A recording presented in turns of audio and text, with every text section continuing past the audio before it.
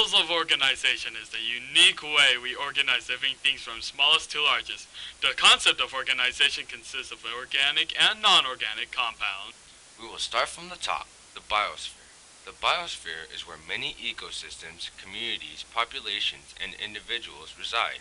The biosphere is described as the gathering of biomes. Biomes are large ecosystems. The biosphere is literally our huge Earth, the planet we live on, and biomes are like the continents filled with countries. That leads us to our next level below biosphere, ecosystems. Ecosystems account for both biotic and abiotic factors. It is also a gathering of communities. Ecosystems are like countries. Then, in those countries getting smaller and smaller, are the states, which are like communities. Communities are the groups of different species in an area. Then it gets smaller. Furthermore, in those states are cities, and they are like the populations in the levels of organization. They are groups of individuals of the same species. Therefore, this leads us to our next stage. Going smaller are individuals. A building in the city is like an individual. Individuals are the same species and is one of the specific type of organism. The organ system exists because organs exist. Organs are tissues, not sneezing tissues, but muscle tissues together. Examples of organs are like the heart, mouth, root, and mushroom cap. To get smaller, to make the organ system, are the rooms. Each room is special in making the building exist or stand. If one floor does not exist, the level of organization does not exist. Now comes the real fun, which is the tissues. The tissues are groups of cells performing similar functions, and together they make organs.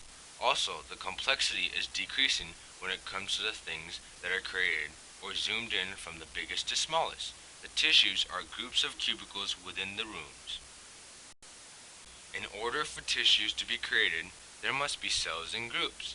Cells are the basic unit of life. There are two different kinds of cells. There are prokaryotes, which have no nucleus and are all single-celled, and eukaryotes, which have DNA in the nucleus and some of them are multicellular.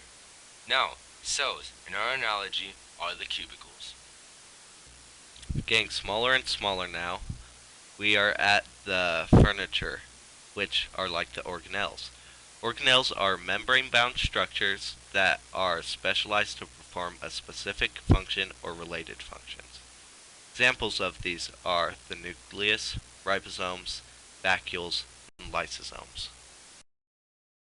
The other organelle responsible for creating energy in cells is the chloroplast. This is the organelle in which photosynthesis occurs. This is essential for autotrophs. One organelle, the mitochondria, is essential for cell life in heterotrophs. This is the organelle in which cellular respiration occurs. Cellular respiration is how the cell creates energy for itself. A single office is like a single-celled organism, and multiple offices are like multicellular organisms. Single-celled organisms only consist of one cell and are also called unicellular. Examples of these are prokaryotes with no nucleus, and some groups of bacteria, archaea, protozoa, and algae.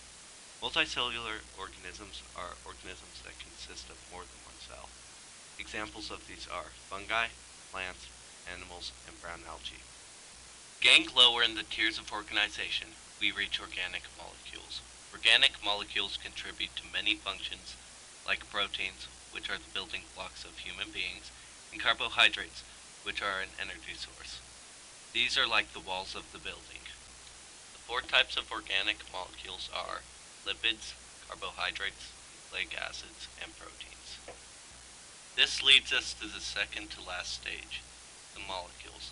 They are also known as compounds and are two or more atoms bonded together. Examples of these molecules are H2O, which is water, or O2, which is oxygen. Finally, we reach atoms. Atoms are the building blocks of all matter. They are also known as elements. They are the combination of protons, neutrons, and electrons. They are like the bricks in the building.